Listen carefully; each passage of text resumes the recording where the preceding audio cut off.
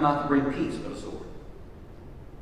For I have come to set a man against his father, and a daughter against her mother, and a daughter-in-law against her mother-in-law, and one's foes will be members of one's own household. Happy Father's Day.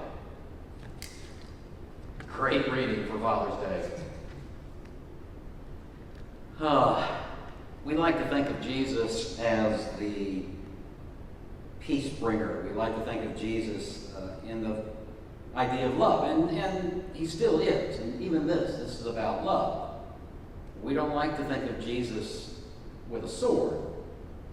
And it's not a literal sword. What Matthew is probably meaning here, and we see it more clearly in Luke's version of this, is that Jesus does not come to bring peace, but division. That's what you do with a sword. You divide things. Usually people's body parts, one from another, but it's used to divide things.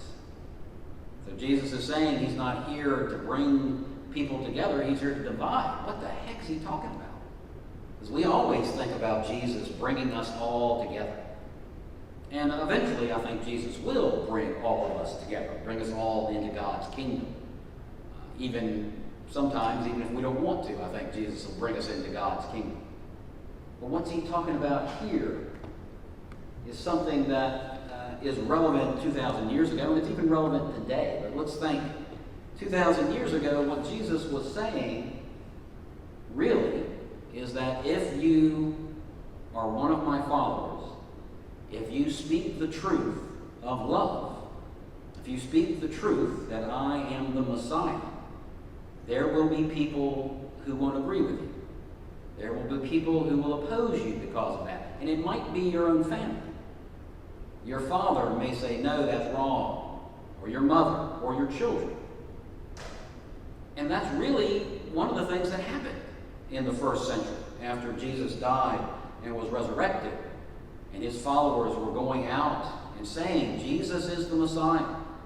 He has been crucified and resurrected. There was much opposition to that message. The opposition is not just that message, but the message that Caesar is not God. Caesar is not God, Jesus is God. Jesus is our emperor. We are going to do the way of love because we follow Jesus. And that was a radical message at that time. So there was opposition, even among families, about being a follower of Jesus or not. And what Jesus is saying here is that if you acknowledge me before others, I will acknowledge you before my Father in heaven. He's talking about even if you acknowledge him to your family. But if you deny him to your family, we see that today, and I'll get to that in a second. If you deny me because you want to keep peace with your father, or peace with your mother, or peace with your children, you're denying him. And that's not okay. He's talking about not getting along just to get along. Jesus is talking about standing up for what you believe. And in this case, it's about belief in Jesus, belief in the power of love to change the world. And that Caesar is not the be-all and end-all. We have to remember, and Jesus mentions this, take up your cross. We have to remember the cross is not just a symbol of personal salvation. The cross is a symbol of the overthrowing of tyranny. That's what Jesus' death did. It overthrew the tyranny of death and sin, and also it overthrew the tyranny of Caesar. Because Jesus' followers knew that they were supposed to live in a different kind of world. They were supposed to live differently. And if they wanted that world to come about, they had to live differently. So you couldn't just agree with your father and mother and then go home and say, that old man's so crazy. You had to stand up. And if you didn't, Jesus would deny us to his Father. Now, it's still relevant today because we see it, especially today, with all the issues around racial inequality and the idea that we can't just be non-racist. We have to be anti-racist. I mean, I've done it. I've had family members who said racist things, and I didn't call them because you want to keep the peace. You don't want Uncle John, and none of my uncles are named John. You don't want Uncle John to get mad while he's had a couple of glasses of wine at Thanksgiving. You don't want it to devolve into a huge argument, so you don't say anything. Or you don't want your mother to get upset because you challenge her ideas and say, no, all people are equal. And we have to show love to our black brothers and sisters because they need us right now. So you get along just to get along. When we do that, especially in the area of racism, we are denying Jesus. Because if we don't challenge racist ideas or racist words or racist policies or racist laws, we're denying Jesus. Because we're saying it's okay to treat somebody differently because of the color of their skin. We're saying it's okay to treat another image of God differently when we don't say anything. And it does separate families. I know it does, especially down here in the South. It can separate you from your father or your mother or your children to say, no, this is not right. I don't want to hear what you're saying. I'm offended by it, or I find it to be racist, or I think that you're misinformed. If we get along just to get along, we are denying Jesus. And then Jesus, or at least he says, will deny us to his Father.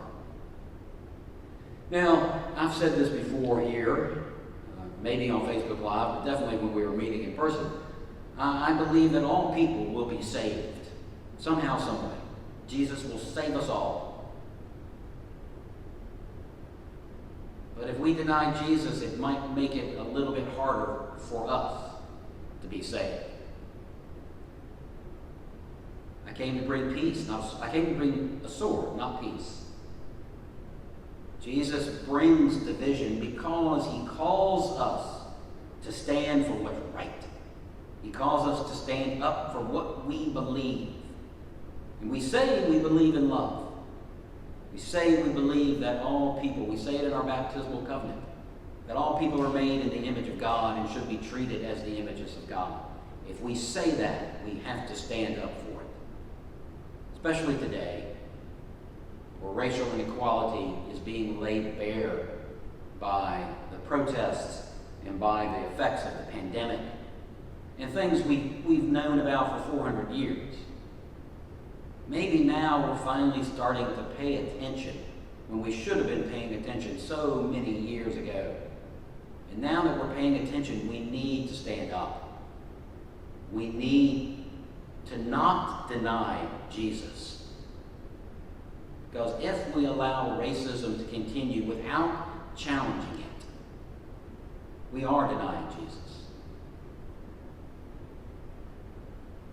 So you might have to confront that Uncle John at Thanksgiving in a loving way, in a nice way.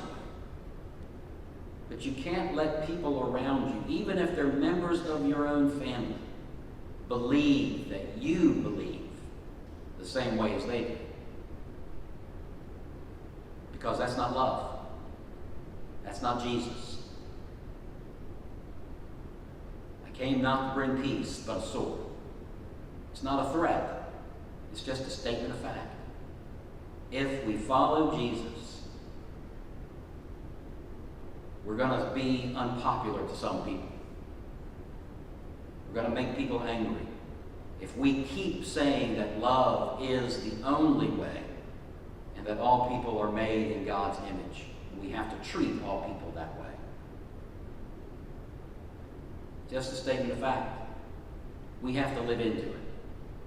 We have to live into that fact. And please, just don't get along to get along. Amen.